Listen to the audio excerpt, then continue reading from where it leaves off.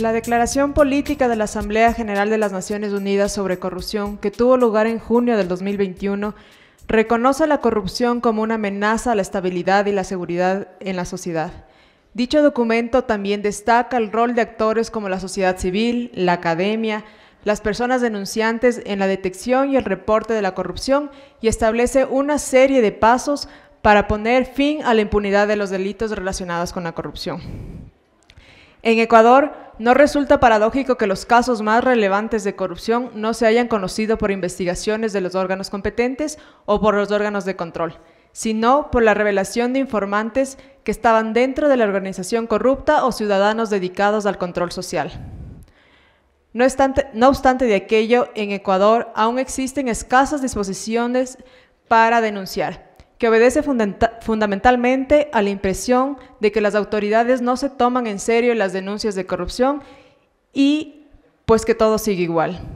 En este contexto, se debe recordar que la Convención de las Naciones Unidas contra la Corrupción, UNCAC por sus siglas en inglés, obliga a todos los estados partes, entre ellos el Ecuador, a fortalecer los mecanismos de protección de denunciantes y sus canales de denuncias. Es por ello que en la jornada de hoy, como primera sesión, creemos importante tratar el tema de nuestra primera sesión justamente sobre canales de denuncia y protección de denunciantes. Para esta sesión tendremos diferentes invitados que me acompañan en esta mesa y como primera ponencia tenemos a Luis Andrade. Él es especialista de la Oficina de Naciones Unidas contra la Droga y el Delito. Es licenciado en Economía por el Instituto Tecnológico y Estudios Superiores de Monterrey, Campus Ciudad de México, graduado con el Diploma a la Excelencia de la Formación Académica y cuenta con una especialidad en Ciencias Políticas por esa misma institución.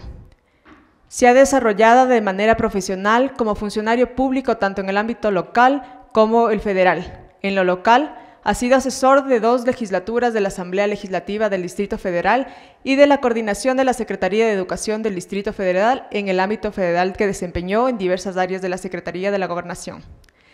Destacando la operación del Programa Nacional para la Prevención Social de la Violencia y la Delincuencia y diversos proyectos desarrollados en el Centro Nacional de Información del Secretariado Ejecutivo del Sistema Nacional de Seguridad Pública de México. En el sector privado, ha realizado proyectos como consultor, principalmente en proyectos relacionados con instituciones de seguridad pública e impartición de justicia enfocados en la reorganización institucional. Actualmente es parte de la Oficina de las Naciones Unidas contra la Droga y el Delito, donde se desempeña como especialista en fomento de participación ciudadana para la prevención y combate a la corrupción. Por favor, Luis, bienvenido.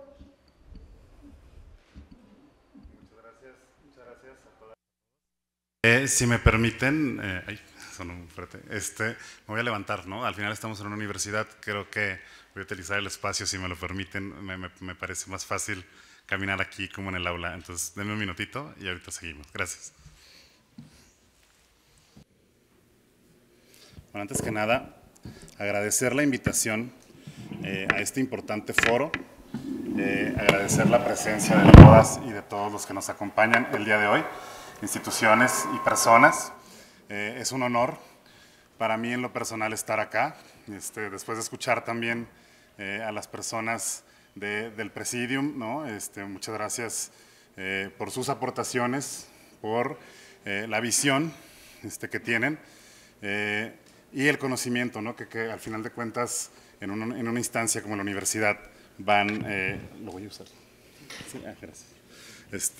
Lo van a compartir, lo hemos compartido en estas instituciones académicas y agradecer desde la Oficina de las Naciones Unidas contra la Droga y el Delito en México, de parte de mi representante Christian Holge, esta importante invitación y esta importante participación para nosotros desde el Programa de Prevención y Lucha contra la Corrupción, en donde pues el día de hoy nos toca aportar el tema de sistemas de denuncia y protección de denunciantes. Muchísimas gracias. Vamos a iniciar con una breve presentación y vamos avanzando. Déjenme sacar aquí mi acordeón. No sé si vamos a poner la presentación acá en las pantallas.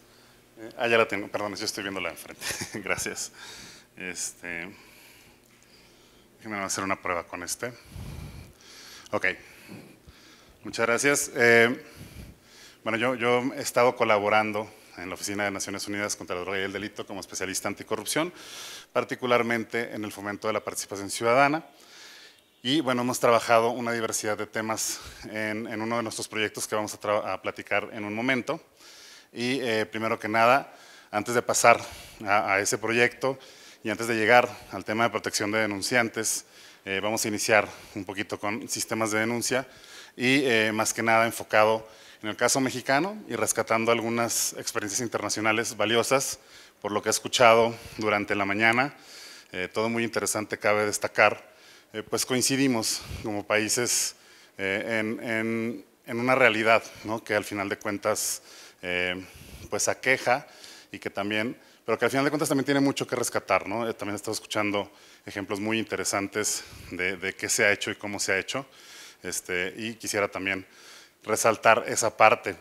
Y antes que nada, pues digo, ya no quiero entrar mucho en el detalle de la convención, pero pues se firmó en México, ese es un dato importante para nosotros, se firmó en Mérida, se conoce también como la Convención de Mérida, y pues por tanto es un gusto compartir un poco de lo que está en la convención y de lo que presenta con ustedes. Bueno, sistemas de denuncia. Vamos a empezar casi con el reto, de alguna manera, de la denuncia en México. En México tenemos una cifra negra del 93.2%. Es la última medición a 2022 que saca el Instituto Nacional de Estadística y Geografía en México. Es una de las encuestas más importantes que realiza, la Encuesta Nacional de Victimización y Percepción de Seguridad, y en esta tenemos un 93.2% de cifra negra en todos los delitos. No estamos hablando solamente de corrupción, pero bueno, de ese tamaño es el reto de la denuncia. Por acá hablaban de la corresponsabilidad social en el tema de denuncia, ¿no? Entonces, ¿qué pasa acá? Pues solamente el 6.8% de los delitos que suceden en México, al menos desde el punto de vista social, se denuncian. Entonces, ahí hay un gran reto, ¿no? ¿Qué está pasando? ¿Por qué la gente no va a denunciar? Y hay un montón de cosas que podemos hablar. Digo, la verdad es que cada uno de esos bullets que ven ahí podríamos hablar todo el día de cada uno, así como los grandes temas también que se fueron tocando al inicio. Después de la cifra negra, que es un gran problema, bueno, que más bien pinta la realidad también como es, los sistemas de denuncia en las fiscalías. La verdad es que todavía hay un gran reto en cuanto a la digitalización, en cuanto a la apertura de canales de denuncia. Hay una falta de canales, ¿no? Como lo digo, no nada más fuera de lo digital, sino de canales más amplios para denunciar. Y por el otro lado, el accountability, la responsabilidad, digamos, la rendición de cuentas por parte de las personas que reciben esas denuncias, también queda todavía mucho por hacer. Y ahí se van gestando, digamos, momentos, ¿no? Pequeñas partes de lo que es la corrupción al final de cuentas en gran escala, o lo que lleva a la impunidad también, ¿no? A la hora de que no tenemos una forma de verificar, de recibir esa información, de verificarla, de hacer responsable a una persona de su recepción, de su integración. El Código Nacional de Procedimientos Penales en México, hay una parte muy particular que dice la exhaustividad de la investigación, ¿no? Como un derecho de las personas que denuncian. Entonces, ¿quién le pone esa responsabilidad al Ministerio Público de ser exhaustivo, de ser exhaustiva? En realidad, no sé, en Ecuador, en México la fe ministerial es muy amplia, ¿no? Digamos, nadie puede decirle al Ministerio Público mucho más, ¿no? Entonces, ¿quién lo hace responsable? ¿Quién observa al Ministerio Público? Esa es una gran incógnita todavía, que bueno, tal vez tiene sus recovecos, pero pues que lleva al final de cuentas a la impunidad en muchos de estos casos, y pues también que la denuncia se desincentive, ¿no? En ese sentido. Después, hay una falta de confianza en las autoridades, ahorita les voy a mostrar unas cifras, y la corrupción y los malos tratos al momento de denunciar, que es una de las constantes que recibimos a la hora de hacer encuestas o a la hora de hablar con las personas usuarias de estos servicios. No se ve muy bien, pero bueno, se los voy a leer. El nivel de percepción de la corrupción de la sociedad, de la confianza, perdón, de la sociedad en las autoridades. Simplemente quiero destacar un par muy rápido. Déjenme, bueno, aquí las veo. En general en México, la confianza más alta la tienen las instituciones militares, Marina, Ejército, Guardia Nacional, que son los primeros tres que ven ahí, el más bajo en 82%, 83% casi. Después da un salto, ¿no?, muy grande a la Fiscalía General de la República, en un 65%, pero las policías generalmente están abajo. La Policía Ministerial, el Ministerio Público como tal está en 55%, es la tercera gráfica de derecha a izquierda, y ese es el nivel de la confianza de la gente. Entonces, cuando hablamos de denuncia, ¿quiénes reciben las denuncias? Los policías y el Ministerio Público, ¿no? Entonces, cuando vemos esos niveles de confianza, pues obviamente vamos entendiendo un poco también por qué la gente no se atreve a denunciar, que ahorita vamos a entrar en el se atreve, pero no denuncia, ¿no? Porque hay una impunidad, hay una percepción, que acá está, la percepción de corrupción de las autoridades, que en México es exactamente al revés de esta gráfica. En las que más confían las perciben menos corruptas, y en las que menos confían las perciben como más corruptas. Y si nos vamos allá al Ministerio Público, estamos en un 65%, y las policías, particularmente creo que es la municipal, la que está ahí está la municipal, 67%. Y entonces, ¿qué pasa acá también? Estas son las instituciones o las autoridades que tienen un contacto directo con la gente, ¿no? Por ahí está el tránsito también, o vialidad, que son las personas que nos detienen a nosotros como ciudadanos, como ciudadanas en la calle, y nos dicen, oiga, ¿a dónde va? ¿De dónde viene? ¿Qué está haciendo? Etcétera. Esa proximidad social son de las que están peor calificadas. También puede ser por eso, ¿no? Digamos, no hay mucha interacción con las demás autoridades, pero son niveles muy preocupantes, tanto de confianza como de corrupción en las autoridades. Entonces, pues este es uno de los grandes retos en México, que lleva a un montón de cosas. O sea, digamos, estamos hablando de autoridades con esos niveles de percepción de corrupción, estamos hablando con autoridades con muy poca confianza desde la gente, y pues entonces la denuncia empieza a sufrir, ¿no? No vamos tampoco a hacer menos el hecho de que ese 6.4% en México es un reto enorme. Estamos hablando ahorita más o menos de más de dos y tantos millones de carpetas de investigación iniciadas por año. Es un montón de trabajo para el Ministerio Público. Entonces también hay una carga al Ministerio Público muy importante que también lleva a la impunidad y también desincentiva la denuncia. Pero bueno, ahora imaginen si tuviéramos el 100%, ¿no? Pero eso es lo que hay que preparar. Para eso hay que preparar los sistemas, para eso hay que preparar a la gente, para eso hay que fortalecer las instituciones en todo su modelo de gestión. No nada más, a lo mejor en el resultado, por ahí lo decían, no en la última parte de la data, sino en todo el ciclo. Es importante, ¿no? Fortalecer, porque la intención es que la cifra negra pues más bien se reduzca, ¿no? Que cada vez tengamos más denuncias, cada vez tengamos más confianza en las instituciones, que cada vez se resuelvan más las cosas. Entonces, en el reto de denuncia, una parte de la que estoy hablando ahorita también, pues es la falta de digitalización. No lo puse como tal, pero bueno, obviamente hay una falta de recursos humanos, ¿no? Creo que al final de cuentas, bueno, siempre lo digo o lo decimos, si yo le pregunto a cualquier institución pública qué te hace falta, me va a decir gente. Eso siempre, ¿no? Siempre va a faltar de alguna forma. Entonces hay que buscar maneras de ir subsanando esa parte, y la digitalización consideramos desde UNODC México al menos, que es una de las grandes soluciones para también ir avanzando, no solamente en la denuncia, sino en el accountability del Ministerio Público, de los policías. Por ahí, por ejemplo, cuando hablamos de tecnologías como el blockchain, pues entonces sabemos perfectamente quién está haciendo qué y cuándo, ¿no? Y eso también va pegándole a la impunidad.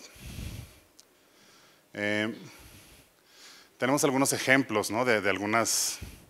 Bueno, esto que les mostré acá yo, está hablando como de temas penales, no estamos hablando todavía de temas administrativos, y aquí les quiero resaltar un par de experiencias internacionales. Por ejemplo, en Perú, la Contraloría General creó el Sistema Nacional de Atención de Denuncias con las siguientes características, importante, ¿no? También hablando de denunciantes, confidencialidad, ¿no? sistema codificado, no sé si es blockchain o no, pero bueno, por allá va, para mantener segura la identidad de la gente. Después, la opción de anonimato, ¿no? Digo, en México es muy abierto también esto, hay muchos canales para la denuncia anónima. Tal vez no hay tanta atención, que esa es una parte, ahorita hablaremos de ello, pero sí hay muchas opciones del anonimato, acá este sistema lo retoma. Se va formando un expediente al interior del mismo sistema, se verifica la información, que es importantísimo. Luego tenemos información no verificada, que no sabemos quién la puso ahí, cómo, etcétera. Y acá existe la verificación de la información. Hace rato hablaba el señor embajador, me gustó mucho esto de información, integridad y ¿qué fue la otra? Procesos son iguales a menos crimen y menos corrupción, menos impunidad. Y yo creo también firmemente en eso, cuando la información tiene que ser de calidad, ¿no? Para que nos sirva. Digo, estudiantes no me dejarán mentir, y bueno, todos nosotros también que estamos en las instituciones, de una u otra forma, sabemos que para tomar decisiones la calidad de la información es importantísima. Entonces acá este ejemplo en Perú, que viene de la Contraloría General, ya estamos hablando ya de justicia administrativa, ¿no? Corea, me gustó mucho, particularmente porque digamos que se genera una institución verificadora, una tercera parte que lo que hace es acompañar, o sea, digamos, no es una unidad investigadora la Comisión de Derechos Civiles y Lucha contra la Corrupción, sino que acompaña durante, bueno, remite también, porque acepta denuncias, remite a los órganos que deben de investigar distintos delitos, ¿no? Por ejemplo, en el caso de México hay una fiscalía especializada para casos de corrupción, pues entonces ahí va dividiendo, ¿no? ¿Y qué hace? Tiene una función de supervisión de los mismos, así como de los plazos aplicables para su tramitación. Importantísimo, ¿no? ¿Cómo va mi denuncia? Pues hace 2 años, ahí va. ¿Pero cómo? Ahí va. Entonces acá también hay una parte importantísima, ¿no? O sea, van acompañando no solamente en que te atienda quien debe de atenderte, sino que también se van poniendo plazos para que se vaya tramitando conforme, pues digamos, a los mismos plazos del sistema de justicia penal, que no son cortos también, hablando en general.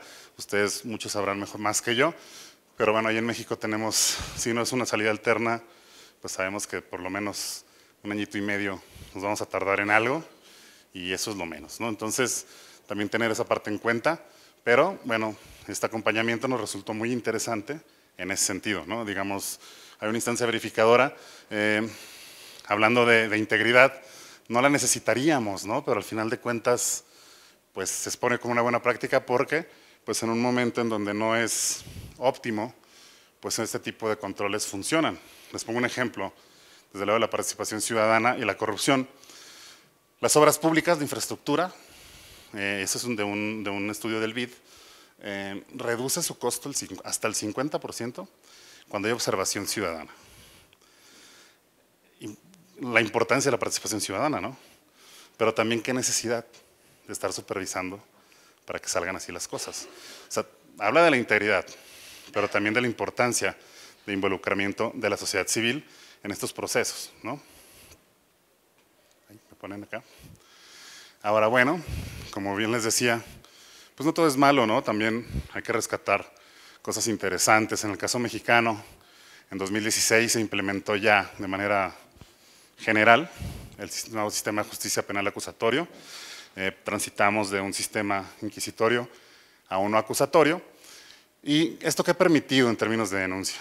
Se amplían los canales de denuncia de manera inicial, de manera, digamos, desde la reforma, ¿no? Incluyendo a la policía como agentes de investigación, no solamente, digamos, como, pues sí, ¿no? Lo que se conoce del policía de manera general, ¿no? Que el mandado por el Ministerio Público a hacer esto y aquello, sino que ya se reconoce como agentes de investigación. Se emite el Código Nacional de Procedimientos Penales. ¿Por qué lo pongo como un logro en términos de denuncia? Bueno, porque va asignando responsabilidades en cada parte del proceso y pone el proceso muy claro para todas y cada uno de los operadores del sistema de justicia. Y eso nos da accountability, eso nos da es una forma también de reducir la impunidad, y es una forma también de decir, oye, esto te toca a ti, y no hay forma de omitirlo, ¿no?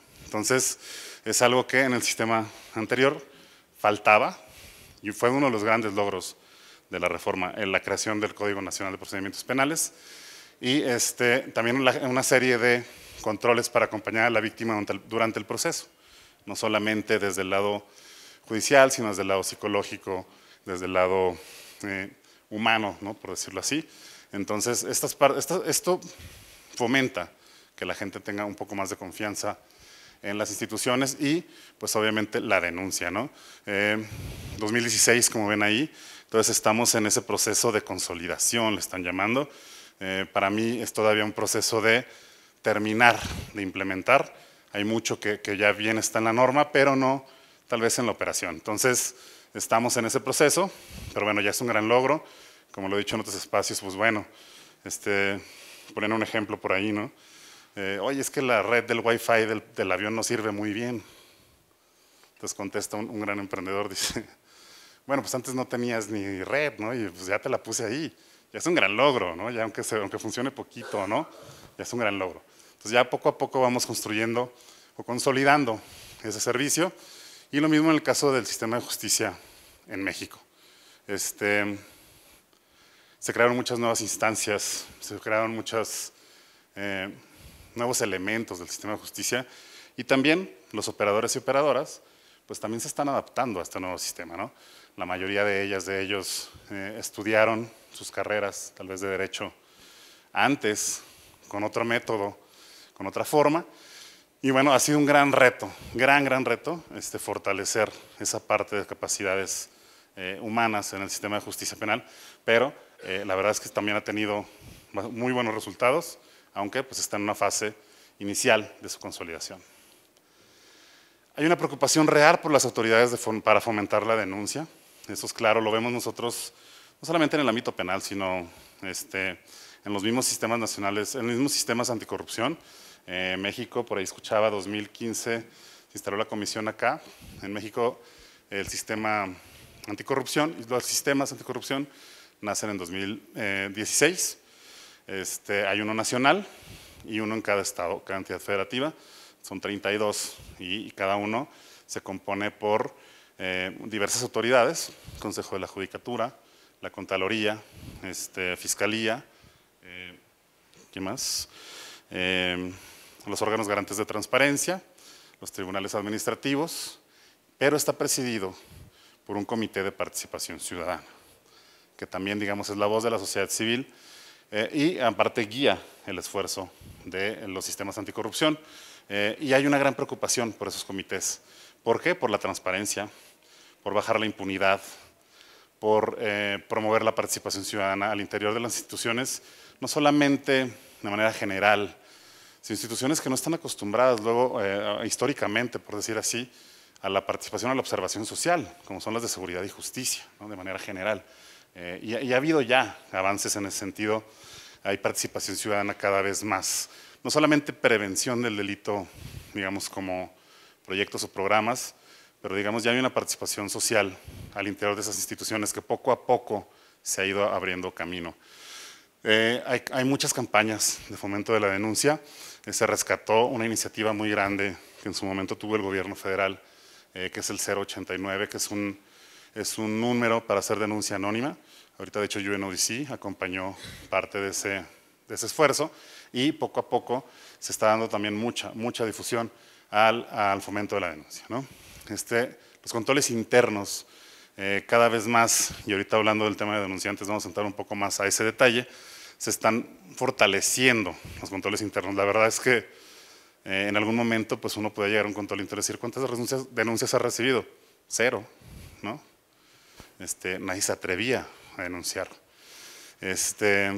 ¿O cuántas recomendaciones emitiste? Ninguna. Entonces también había ahí como algo, ¿no? En el control interno estaba fallando de manera pues sistémica. Creo que hoy hay una muy buena iniciativa en fortalecerles, en empoderarles y en que pues haya procesos claros y atinados en el control interno de las instituciones y la observación de la sociedad civil. Elemento importantísimo, digo, la verdad es que para mí el día de hoy estar acá tiene que ver mucho con eso, ¿no? Porque estoy aquí yo y no algún otro de mis compañeros o compañeras, pues bueno, también por el elemento de sociedad civil con el que yo particularmente estuve trabajando y en que consideramos debería estar presente siempre en todas y cada uno de los esfuerzos que hacen las instituciones e incluso, ¿no?, en el fomento de la denuncia, o más particularmente, como bien decían por ahí, esa responsabilidad social de denunciar, ¿no? Claro que tiene sus asegúnes, ahorita platicamos, y el fomento del gobierno abierto como modelo de gobernanza. Tanto a nivel federal como estatal hay una preocupación real y creciente por poner a la ciudadanía en el centro, y los sistemas anticorrupción son un ejemplo clarísimo, ¿no?, donde son presididos, no solamente integran los sistemas anticorrupción en México los comités de participación ciudadana, sino presiden y coordinan al comité coordinador, como se llama esa instancia de gobierno de los sistemas, son presididos por la sociedad civil. Entonces, hay una preocupación latente en ese sentido y obviamente en los pilares de gobierno abierto, ¿no?, en la digitalización, en la transparencia, y tenemos herramientas ya muy desarrolladas, particularmente en transparencia y en rendición de cuentas, instituciones ya con mucha más historia, la Plataforma Nacional de Transparencia, quien no la conozca les invitamos a conocerla, en donde hay información de todos y cada una de las personas que forman parte de las instituciones de gobierno, contratos, proveedores, etcétera, y la que está actualmente en construcción, la Plataforma Digital Nacional, que tiene la misma finalidad de proveer información a las instancias, bueno, a la sociedad y a las instancias en términos de la prevención y el combate a la corrupción. Y esa viene del mismo Sistema Nacional Anticorrupción, la Plataforma Digital Nacional, que es un esfuerzo por compartir información en ese sentido. Les había platicado al inicio de un proyecto en el que estábamos trabajando en México, y el cual les presento ahí estrategia de fortalecimiento de las capacidades de prevención de la corrupción en México. Ya ven que nos encantan los nombres largos, ¿no? En este tipo de esfuerzos. Siempre nunca vamos a encontrar ahí por ahí un título corto. Pero bueno, es el fortalecimiento de las capacidades de prevención. ¿Qué hemos hecho por acá? ¿Cuál es el objetivo? Por ahí lo mencionaba la señora Candice. Al final lo que hace UNODC es brindar un acompañamiento. Y estamos dando un acompañamiento y fortalecimiento de las capacidades de los gobiernos estatales en la temática de prevención y combate a la corrupción, fomentando la integridad en todos los sectores no gubernamentales, incluido la sociedad civil, el sector privado y la academia, que fue lo que particularmente me ha tocado a mí dirigir. Y obviamente con el objetivo de acompañar a México en la implementación de la UNCAC. Este proyecto, la verdad es que es bastante grande, tiene cuatro elementos. Uno es de prevención y combate de conflicto de interés, en compras públicas particularmente. El otro es la ciudadanización del combate a la corrupción, el fortalecimiento de la integridad en el sector privado y, del que vamos a platicar hoy, el mecanismo nacional de revisión entre pares de la aplicación de la UNCAC a nivel subnacional. ¿Alguien conoce, digo seguramente sí, conocen la forma en que se revisan las convenciones de Naciones Unidas en el ámbito global? Bueno, lo que se hizo fue replicar, ahorita se los presento cómo se hace, replicar ese mecanismo global de revisión, lo replicamos por primera vez a nivel subnacional, le decimos. Digamos, se revisaron entre estados, no entre naciones, cómo va la implementación de la UNCAC, y bueno, se hicieron una serie, la verdad se dieron una serie de resultados muy interesantes. Déjenme les pongo acá, me ponen bueno, ¿de dónde viene el mecanismo? ¿Por qué UNODC, digo, en colaboración con otras instancias, decidieron implementar un mecanismo a nivel subnacional? Viene de una recomendación de la revisión global, de la revisión de México como nación, en donde piden realizar un estudio comparativo sobre el nivel de implementación de la UNCAC a nivel local. Entonces, bueno, ahí entre mucho ir y venir y pensar, pues consideraron que sería interesante realizar este ejercicio a nivel local. El mismo ejercicio que emite esta recomendación, ¿por qué no lo replicamos a nivel local? Ok, como les dije, está basado en el mismo mecanismo de examen de aplicación del ONCAC, y su objetivo es apoyar a las entidades federativas a fortalecer la operación, los programas y el marco normativo en materias anticorrupción, y a través de la implementación, claro, del ONCAC en lo local. Recuérdense que el ONCAC pues, va cayendo, ¿no?, a todos los niveles de gobierno. Tiene un carácter técnico y transparente, eficiente, no invasivo, que esa parte es muy importante. Digamos, UNODC no llega y dice, oye, aquí sí, aquí no, muéstrame esto, muéstrame aquello, sino que es muy amigable en ese sentido.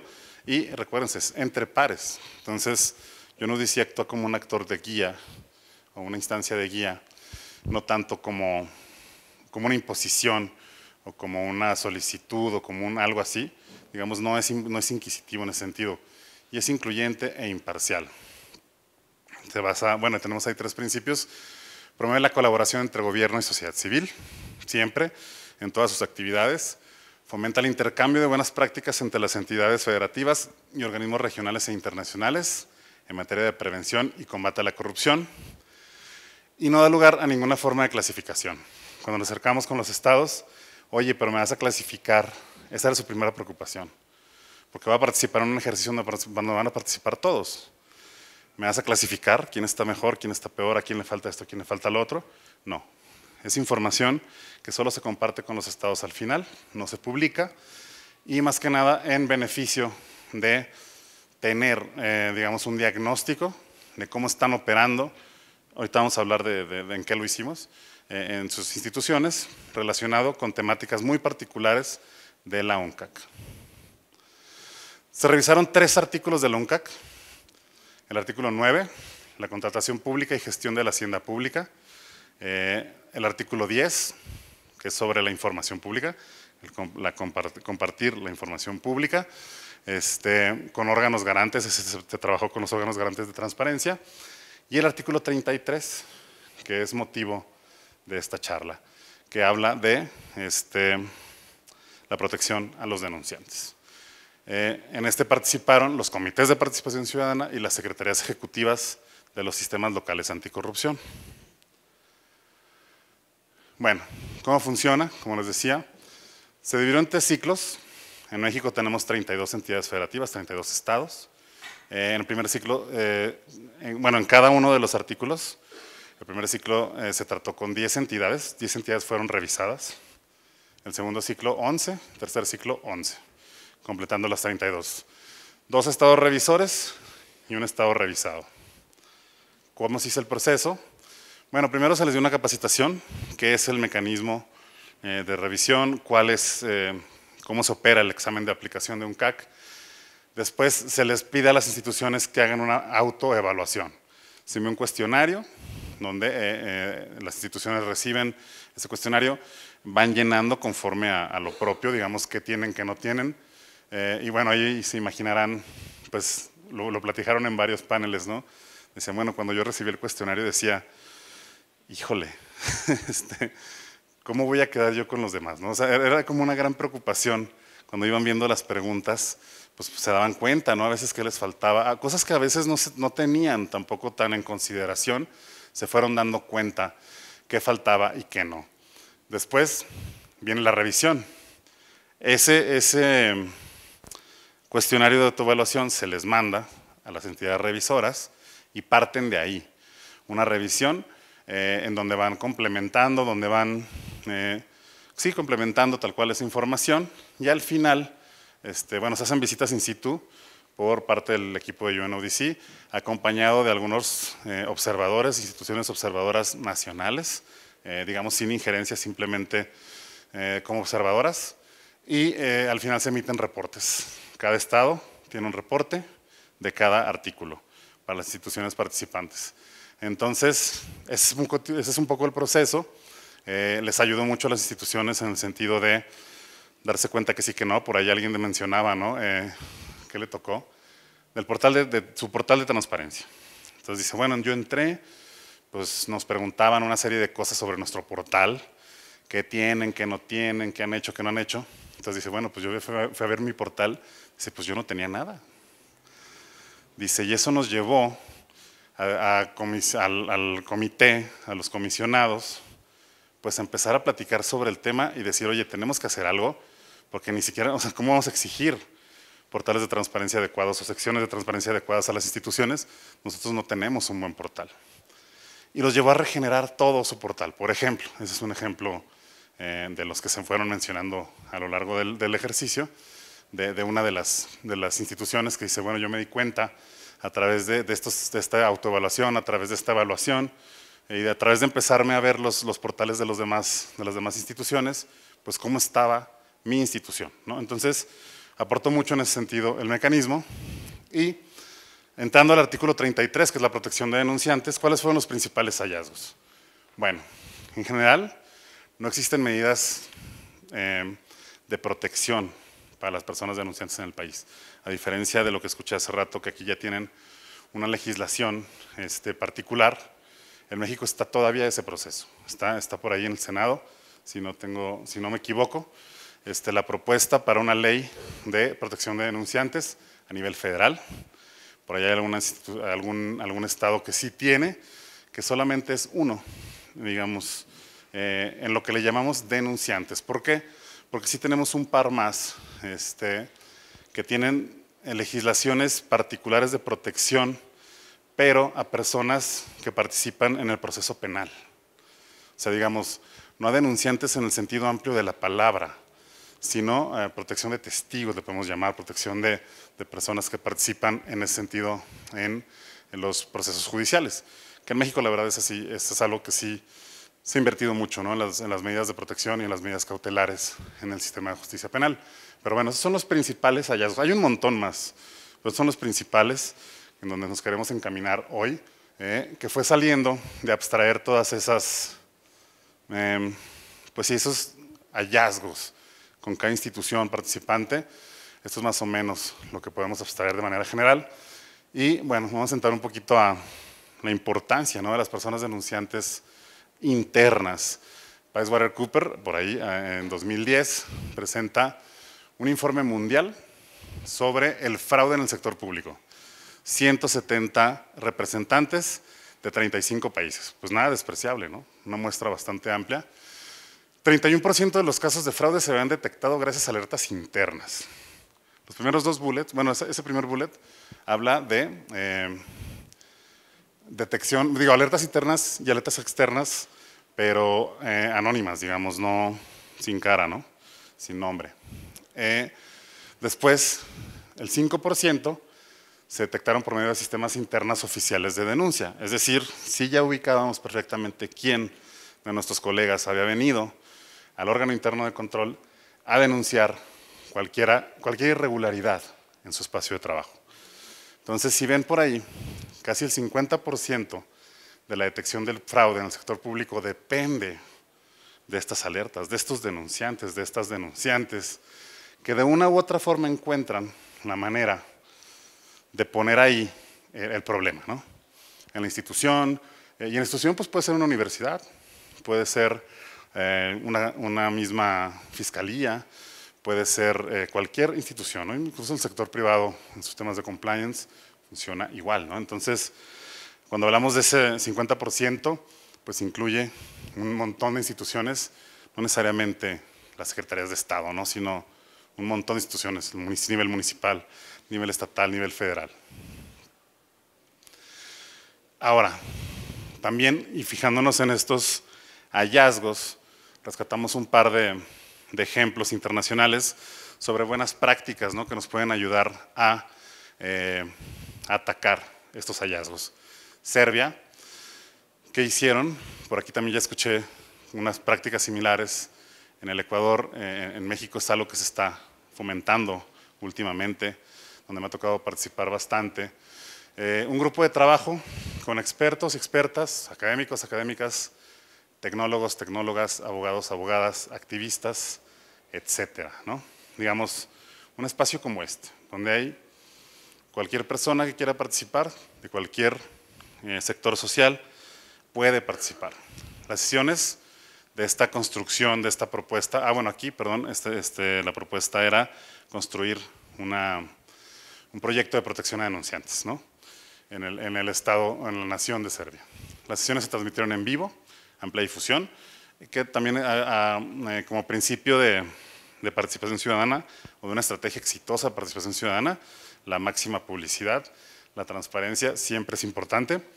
Después, la redacción de las propuestas se hicieron con las instituciones participantes. O sea, digamos, la participación ciudadana fue, como nosotros lo rescatamos en este tipo de participaciones, no solamente fue en una parte del proceso de la creación de la política pública, sino que fue desde la gestión hasta la redacción y hasta la evaluación. Dice, después incluyó un periodo de aplicación para capacitaciones y generación de materiales de aplicación. O sea, la misma gente participó en crear esos materiales, en capacitarse y en promoverlo.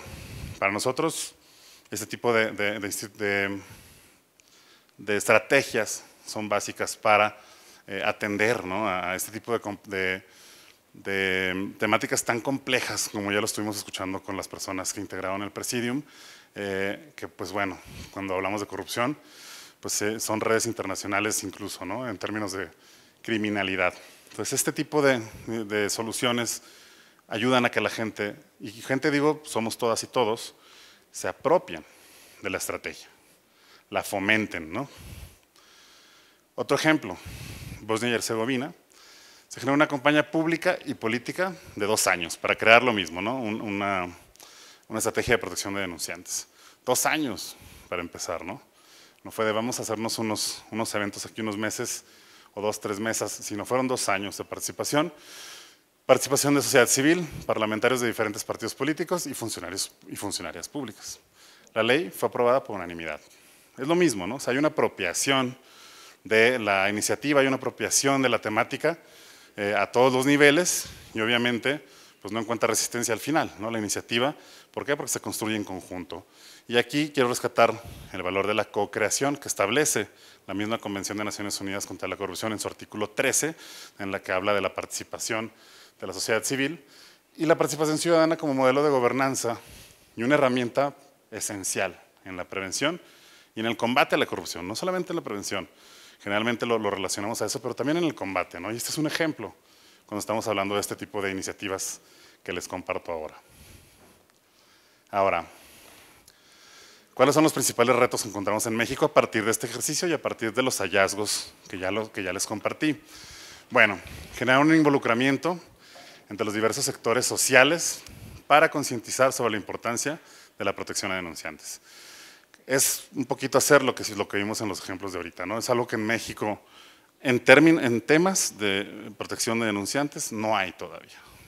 Hay algunos mecanismos que empiezan a incluir a la sociedad civil como parte del esfuerzo de proteger denunciantes.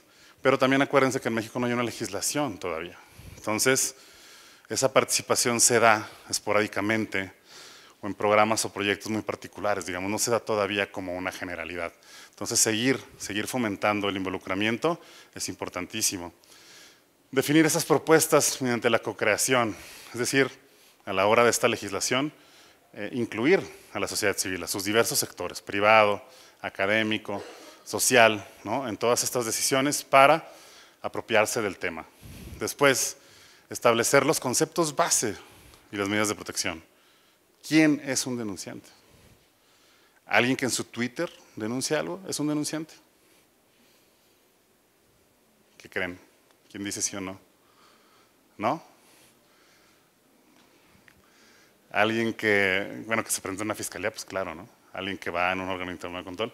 Pero hay un debate, ¿no?, en ese tipo de las transparencias reactivas, ¿quién se puede considerar o no una persona denunciante? Entonces eso también en términos de legislación es importantísimo definirlo, ¿no? Y en el caso de México es uno de los grandes retos también. ¿Por qué? Porque de ahí vendrán las medidas de protección y de ahí vendrá también los criterios con que se asignan esas medidas. Después, generar las propuestas normativas que sean operables, porque luego, y bueno, por ahí no sé si han escuchado este dicho, pero México es un país de leyes, ¿no? Pero pues luego no operan. Tiene grandes leyes escritas muy bonitas, muchas de ellas, pero tenemos que lograr también una normativa operable. Entonces, y en términos de denunciantes eso es muy importante porque pues a veces también va la vida, ¿no?, entre la reacción de una institución o no ante la protección de una persona que puede ser denunciante. Y bueno, quiero destacar acá también que cuando hablamos de personas denunciantes o que hablamos de la protección, una cosa que que pasó mucho en México, creo que estaba por acá en los hallazgos, se me pasó mencionarlo, es que en México hay una confusión entre las personas que participan en el proceso penal, o sea, digamos, protección de testigos, se confunde mucho con protección de denunciantes. Y fue una de las grandes problemáticas a la hora de hacer estas revisiones con las entidades federativas, porque hablaban mucho de la protección de testigos. Decían, ¿por qué no están las fiscalías acá? Bueno, sí entendemos, ¿no? Pero, porque un denunciante al final puede acabar siendo un testigo, pero no necesariamente al revés. Entonces había mucha incertidumbre en ese sentido. Y hablando de medidas de protección, una de las principales áreas de oportunidad que vemos o que vimos es que no se toman en cuenta, de manera general por las instituciones, las medidas de protección laborales. O sea, a lo mejor yo denuncio a esta persona o aquella que trabaja conmigo, y entonces, bueno, pues hay un proceso y al final acabo siendo a lo mejor incluso hasta testigo, ¿no? En algún evento vamos a llegar a un caso de un delito de corrupción, no solamente de algo administrativo, y a lo mejor hasta soy testigo ahí y todo, y luego mañana me regresan a sentarme al mismo lugar y a trabajar con mis mismos compañeras y compañeros. Hay una gran presión también para las personas en ese sentido, cuando regresan a sus lugares de trabajo, después de un proceso, después de ser denunciantes, pues son señalados y señaladas, ¿no? El soplón, la soplona, ¿no? Y hay de verdad pues baja mucho la calidad de vida, tal vez incluso de estas personas, porque ya ni con las personas que se rodean, digamos, pueden mantener pues sí, digamos, ese nivel de cordialidad. Y esa es una de las medidas de protección que no se toman mucho en cuenta a la hora de trabajar con la protección a denunciantes y que, bueno, pues compartimos con ustedes como uno de los principales retos, ¿no? ¿Qué hacemos cuando una persona denunciante en un proceso que se atreve a alzar la voz, que se atreve a decir que está bien o mal? ¿Qué hacemos para que después de ese proceso retome su vida, ¿no? Y lo hemos visto en ejemplos internacionales, por ahí Assange, Snowden, etcétera, son grandes ejemplos, ¿no? Pero no únicos, porque hay un montón de gente que seguramente hasta conocemos en nuestra vida diaria, pues que se ha atrevido y que, como por acá decían, pues le ha ido muy mal y entonces pues después ya nadie se atreve, ¿no? También creo que ahí entra también no solamente la responsabilidad del Estado, que sí la tiene, en garantizar a todas y a todos una adecuada protección para incentivar la denuncia, pero también la responsabilidad de nosotros como personas a decir, bueno, pues no sé cuál, la frase de José Martí que me gustó, ¿no? Del deber, ¿no? No lo cómodo, sino el deber. Y bueno, pero también hay que tener, y lo entendemos por ejemplo nosotros cuando hablamos de crimen organizado o los grandes casos de corrupción, pues ¿qué tanto le podemos exigir a un ministerio público si a veces su vida o la de su familia se ve amenazada, ¿no? Entonces, tomar en cuenta la protección también en ese sentido. Yo ahora estoy poniendo un ejemplo fuera del tema de denunciantes, pero creo que el Estado también tiene una responsabilidad de atender esa parte que a veces se nos va, ¿no? Entonces, en este caso, el tema laboral, la protección de denunciantes a su retorno o en su ámbito laboral. Y les dejo una pregunta final y nada más de reflexión relacionado a lo que les pregunté hace rato. Pues, ¿quién es una persona denunciante, no? Por ejemplo, las redes sociales, le puse un ejemplo, pues son canales ya de denuncia de alguna forma, ¿no? Hay que legislarlos, hay que tomarlos en cuenta, hay que tener estrategias para rescatar lo rescatable. Creo que sí, ¿no? Digo, al final, en México, por ejemplo, las instituciones, en muchos sentidos de investigación, utilizan esas fuentes, y lo saben, como fuentes abiertas de información para la inteligencia, pues ¿por qué no ir más allá también en ese sentido, ¿no?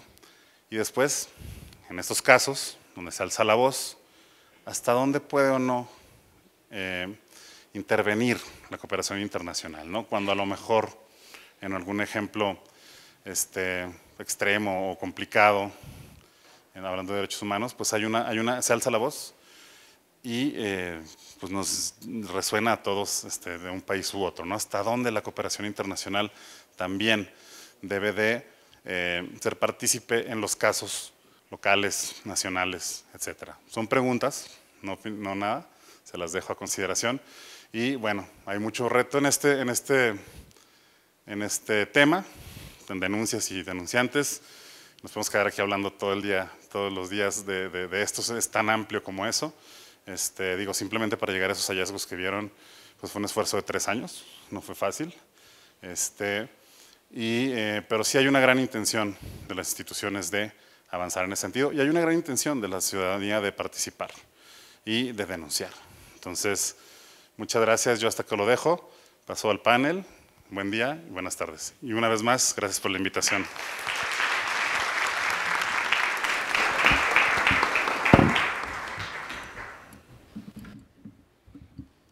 Muchas gracias, Luis, por la intervención. Sin duda, es de vital importancia conocer también cómo está la perspectiva de canales de denuncias y protección de denunciantes en otro de los países que, si bien están cerca, también es parte de los Estados miembros de la UNCAC. A continuación, y para darle un poco de aterrizar un poco el tema de canales de denuncias y protección de denunciantes, tenemos a nuestros otros panelistas que nos acompañan en la mesa. Me voy a permitir presentarles a cada uno de ellos. De izquierda a derecha tenemos a Ernesto Velasco. Ernesto es abogado por la Pontificia Universidad Católica del Ecuador, máster en Derecho por la University of Maryland y tiene un posgrado en Compliance por la Universidad Pompeu Fabra. Se ha desempeñado como profesor de Compliance de la Maestría de Derecho de Control y Prevención de la Corrupción de la Universidad Andina Simón Bolívar. Es director de la especialización en Compliance y Anticorrupción y profesor de Deontología Jurídica en la Universidad de los Hemisferios. Adicionalmente, es consultor en Compliance e Investigaciones Internas en Robalino Abogados y su práctica la dedica a un enfoque en transparencia en las relaciones público-privadas en Ecuador y Estados Unidos, Brasil y España. Finalmente, presento a Ricardo Freire, abogado por la Pontificia Universidad Católica del Ecuador, máster en Derecho de la Contratación Pública por la Universidad de Castilla de la Mancha, maestro en Administración y Dirección de Empresas en Business School del Instituto Tecnológico de Estudios Superiores de Monterrey, especialista en Derecho de la Competencia por la Universidad Carlos III de Madrid, tiene un diplomado superior en Inteligencia Artificial y Derecho por la Universidad de Salamanca. Actualmente es intendente general técnico de la Superintendencia de Control de Poder de Mercado. Durante su trayectoria, adicionalmente, ha trabajado en el ámbito del derecho de la competencia, en el sector de regulación de las telecomunicaciones, la comunicación, el sistema financiero y el sector eléctrico. Asimismo, es docente de las materias de Derecho Empresarial, Legislación Mercantil, Societaria y Regulación de diferentes universidades del Ecuador. Bienvenidos a este panel y pues como primera pregunta para todos, quisiéramos conocer un poco más sobre los canales de denuncias y protección de los denunciantes justamente en las instituciones o en las empresas a las que ustedes trabajan o han trabajado durante su especialización. Podemos empezar con Ernesto Velasco, por favor. Buenas tardes con todos, un gusto acompañarles. Muchísimas gracias a Saskia por la invitación, doctor Granda y el resto de miembros del panel. Un gusto estar aquí. Voy a comenzar a comentarles lo que traemos hoy para hacerle honor al tiempo. Voy a referirme un poco de los canales de denuncia y la protección en el sector privado. Y la verdad es que, si bien es cierto, yo no he trabajado en una empresa comercial que exista un canal y que yo lo haya ocupado, pues tenemos un canal de denuncias en la firma de abogados Hoy por Hoy y yo asesoro a empresas en la implementación y también hemos desarrollado internamente una herramienta de software para tener el canal de denuncias externalizado. Entonces voy a hablar de todo esto para hablarlo de manera muy práctica. Una empresa en el Ecuador no tiene una obligación propiamente tal ni de tener un canal de denuncias ni de proteger a los denunciantes en el sector privado. Es así de simple. Si es que nosotros nos vamos a los elementos mínimos del programa de cumplimiento que hay en la reforma al COIP del año pasado, tenemos entre los 11 elementos mínimos que para que una persona jurídica eventualmente se vea beneficiada por el atenuante, debe tener canal de denuncias, la obligación de denunciar por parte de los miembros de la organización y mecanismos de investigación. Entonces, el hecho de que esté eso y que todavía no tenemos ni reglamento ni guías por parte de la Fiscalía, eso quiere decir que es optativo. Terminamos nuevamente en autorregulación. Entonces, las empresas, por usar un término general para las personas jurídicas, enfrentan el reto que siempre han tenido, es decir, cultural, presupuestario y de recursos humanos. Y cuando digo cultural, nos ponemos a pensar en, bueno, soy una subsidiaria de una multinacional, soy empresa de 100% capital, la industria en la cual nos movemos pues es bastante, digamos, agresiva o así funciona, típicas cosas, ¿no? Pero los retos que tienen las organizaciones o personas jurídicas en el Ecuador de implementarlo, y ahí ya le quito al nombre empresa y me meto a organizaciones de la sociedad civil, unidades educativas, superior, inclusive secundarias. Es eso, yo necesito destinar dinero, tiempo y tener toda una cultura y una percepción del resto de que podemos ocupar esto de manera anónima, porque es súper fácil pararse al frente y decir, aquí está el canal de denuncias, es anónimo y tengo 100 miembros de la organización que 99 van a decir, qué hermoso, tenemos un canal de denuncias anónimo y lo voy a ocupar con toda la confianza. No funciona así. Y cuando digo no funciona así, no me refiero al Ecuador, no me refiero a este año. Es un tema que la naturaleza del ser humano nos va a llevar siempre a una sensación de seguridad, mantener el empleo, mantener el status quo y desconfianza en el otro, ¿no? Ahora, tener un servicio externo o un servicio interno también sí podría depender mucho de que si es que se genera o no la confianza, ¿ya? Porque si es que, por ejemplo, tienes un canal de denuncias que solamente está limitado al número de WhatsApp del gerente de recursos humanos o del oficial de cumplimiento, para denunciar, ¿qué vas a tener que hacer? Denunciar desde tu número de WhatsApp o del de alguien cercano que te preste o comprarte un chip para hacer una denuncia. Entonces, es a toda lógica cómo tú te presentas. Entonces, el reto de las organizaciones, y a veces sin necesidad de gastar mucho dinero, es ser creativos. Y que cualquier cosa que tú tengas, página web, línea caliente, un correo electrónico, inclusive hay compañías que todavía tienen buzones, pues tiene que tener la percepción de que no lo va a hacer. Ahora, todo esto, y el reto más grande es cultural, es que tiene que haber una política clara de tratamiento de denuncias de confidencialidad / protección. Somos muy positivistas. Si es que nosotros como miembros de las organizaciones no vemos una política clara que diga, aquí dice que va a ser anónimo, aquí dice que me van a proteger, aquí dice que no me van a despedir, aquí dice que ante el hecho irregular o lo que esté pasando interno o externamente, pues van a tratar mi denuncia de manera seria, la van a procesar y va a haber un resultado y me van a informar del resultado, ¿ya? Eso en términos muy generales, como para ponernos a conversar del tema, y les cedo la palabra a mis compañeros. Muchas gracias, Ernesto. Con la finalidad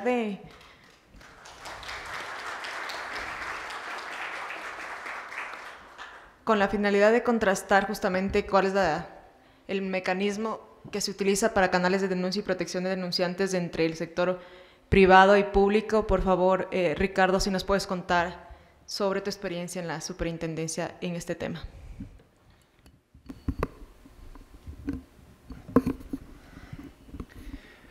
Buenos días con todos.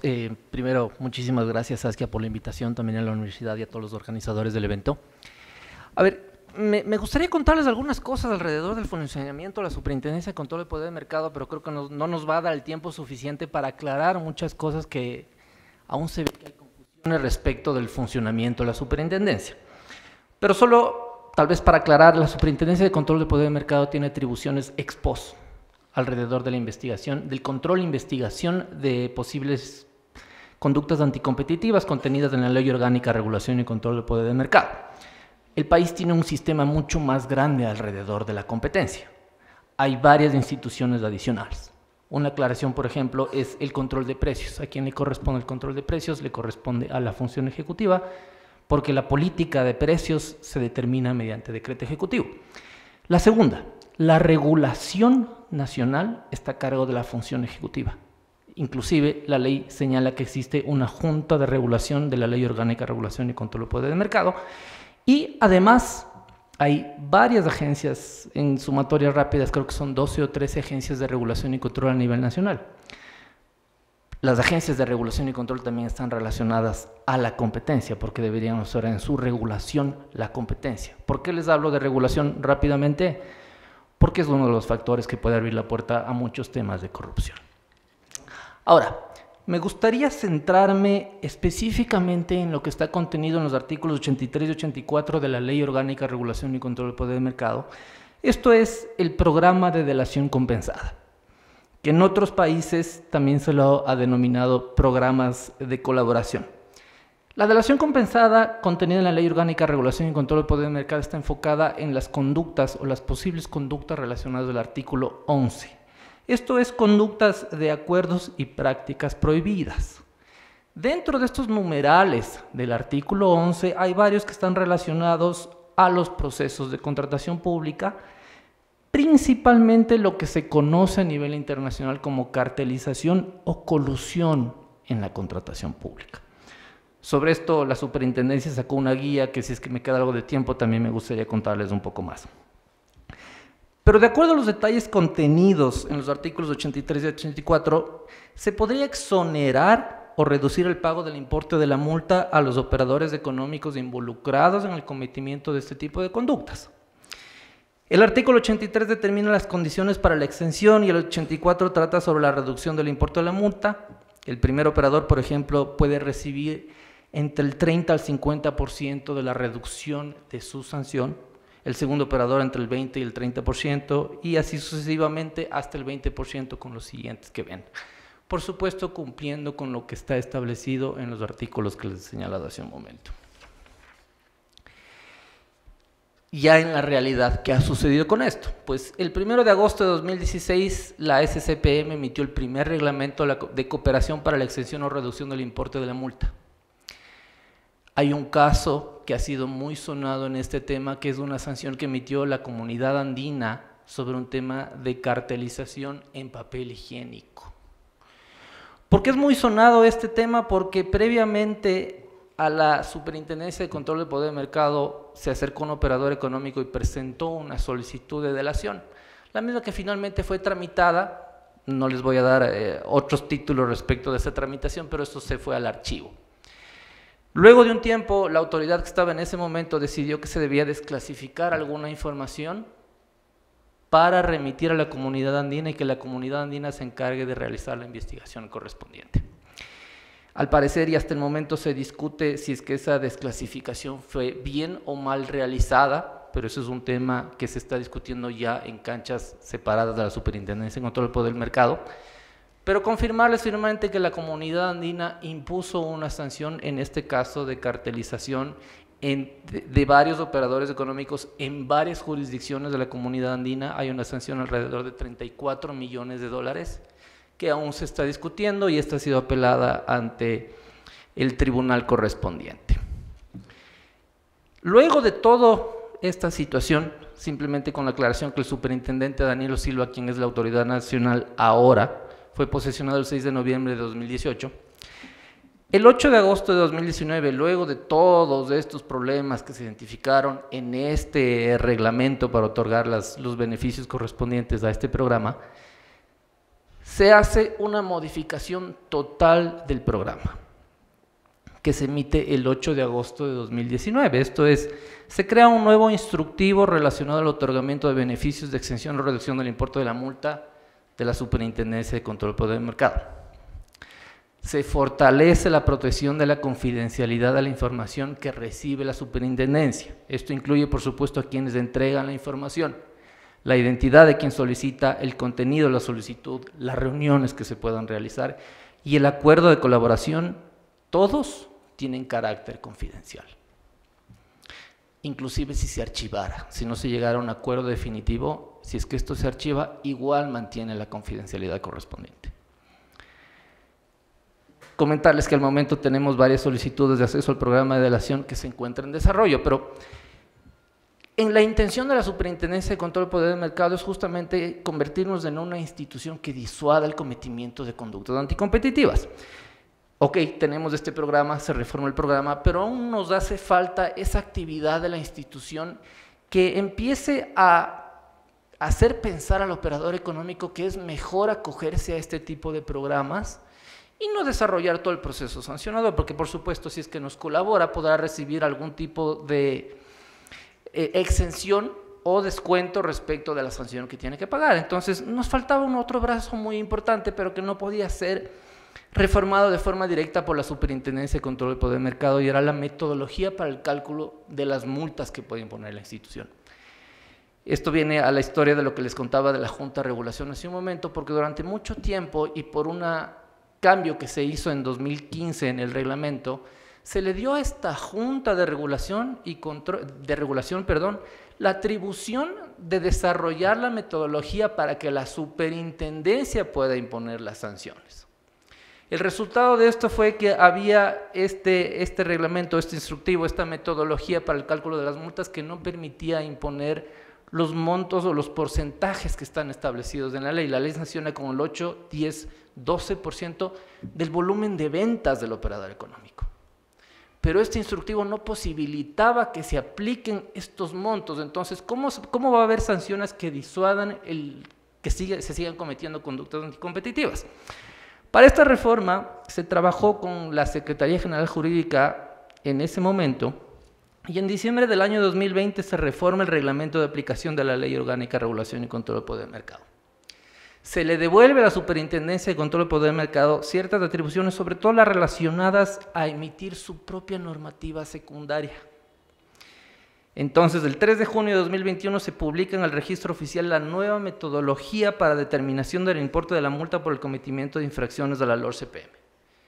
Este nuevo instructivo ya posibilita que la Superintendencia de Control del Poder del Mercado ponga sanciones relacionadas al 8, al 10, al 12% del volumen total de ventas de los operadores económicos, dependiendo de la gradación de la infracción, que también está detallada en la Ley Orgánica de Regulación y Control del Poder del Mercado. Entonces, fortaleciendo el programa de delación compensada y con una metodología que permita la imposición de sanciones conforme a la LOR-CPM, estamos buscando ya las sanciones ejemplificadoras y disuasivas. ¿Para qué? Para que piensen dos veces los operadores económicos cuando quieran cometer este tipo de conductas prohibidas por la ley. Entonces, la Superintendencia de Control del Poder del Mercado también tiene un brazo que se conoce como abogacía de la competencia, que es la promoción de la competencia económica a nivel nacional. Y desde Abogacía de la Competencia hemos arrancado con varias campañas, les estoy hablando ya más o menos de 3 años, casi 4 años de campañas. Primero, para que se conozca la configuración de la ley, para que se entienda cómo se configuran las conductas. Entonces, la Superintendencia tiene varias guías alrededor de cómo se configuran estas conductas para que se entiendan muchísimo mejor. También hemos desarrollado una guía de compliance para el sector privado para que puedan hacer sus análisis correspondientes.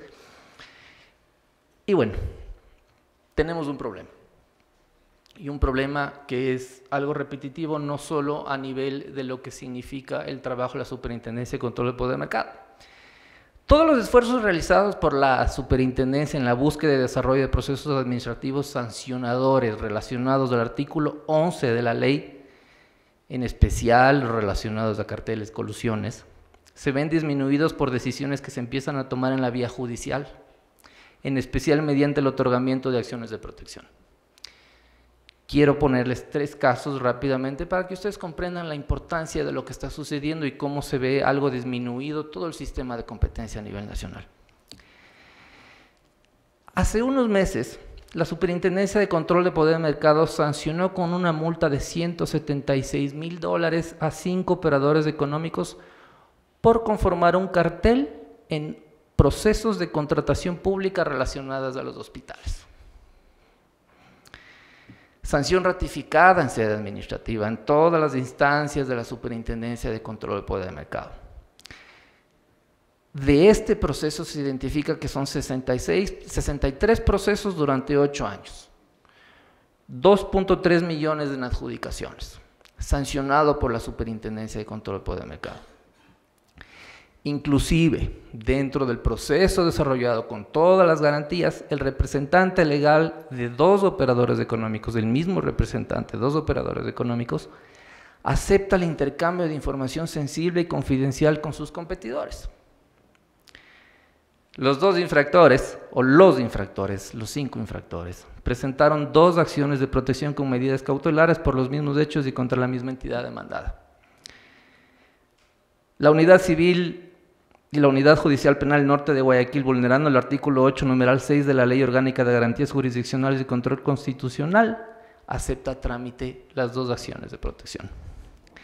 En una de ellas, inclusive se ha mencionado que se estaría afectando el derecho al patrimonio de la empresa por haber impuesto una sanción por parte de la Superintendencia de Control del Poder de Mercado. Esto todavía se está luchando para que siga adelante ante los jueces.